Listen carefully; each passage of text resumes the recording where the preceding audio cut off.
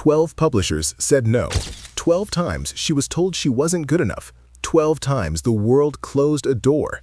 And today, her books have sold over 500 million copies. But this is not a story about success. This is a story about the kind of rejection that breaks most people. Stay with me. Picture this. It's 1995. A single mother in Edinburgh, Scotland is sitting in a tiny, cold apartment. Her name is Joanne. She has no job, no savings. Her marriage has failed. She's diagnosed as clinically depressed, and she has a young daughter who was asleep in the room next to her. That daughter is the only reason Joanne is still alive, because at her lowest point, she actually thought about ending everything. But she didn't. Instead, she took a ragged, stained manuscript out of a drawer. It was a story about a boy who didn't know he was a wizard, a story she had written in cafes just to stay warm because she couldn't afford heating. She sent that manuscript to literary agents. The first rejection came back, then the second, then the third. By the time she reached 12 rejections, most people would have burned the pages. One rejection letter didn't even have her name on it. It just said, "Children's books don't make money." Another said, "Too long, too slow, no market." The eighth agent wrote, "You have no talent for writing children's fiction." Imagine that, being told you have no talent for the one thing that keeps you alive. But here is where the story turns. Joanne didn't have confidence. She didn't have hope. She had nothing but a deadline from her own desperation. She kept going because stopping felt worse than failing. Then, the 13th try. A small London agent named Christopher Little took the manuscript home over a weekend. He read it. He stayed up all night, and he said yes. Not because the book was perfect, but because he couldn't put it down. That book became Harry Potter and the Philosopher's Stone.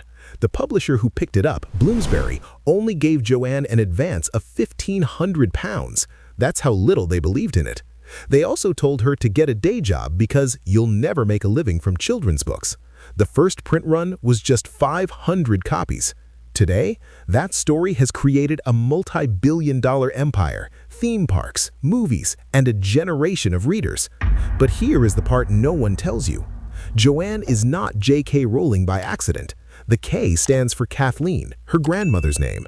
Her publisher asked her to use initials instead of her full name because they thought boys wouldn't read a book written by a woman. She agreed. She swallowed her pride again and again and again because she learned something through those 12 rejections. She learned that rejection is not a verdict, it is a redirection. Every no pushed her to rewrite.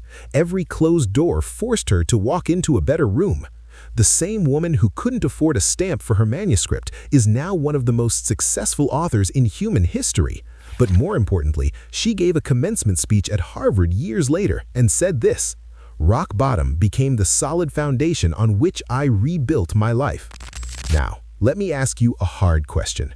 What have you given up on after 2 or 3 rejections? A job application? A business idea? A creative project? A relationship? You are not failing because you got a no. You are failing because you stopped after the first few. JK Rowling didn't succeed despite the rejections. She succeeded because of them.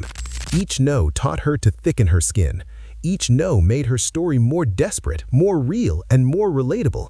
That is why millions of people read her books, because they see themselves in the struggle. So here is your action for today. Go back to one thing you were told no about, just one, and try again. Not because you were sure to win, but because the only way to guarantee failure is to stop playing. You are not waiting for permission. You are not waiting for the perfect moment. You are waiting for your 13th try.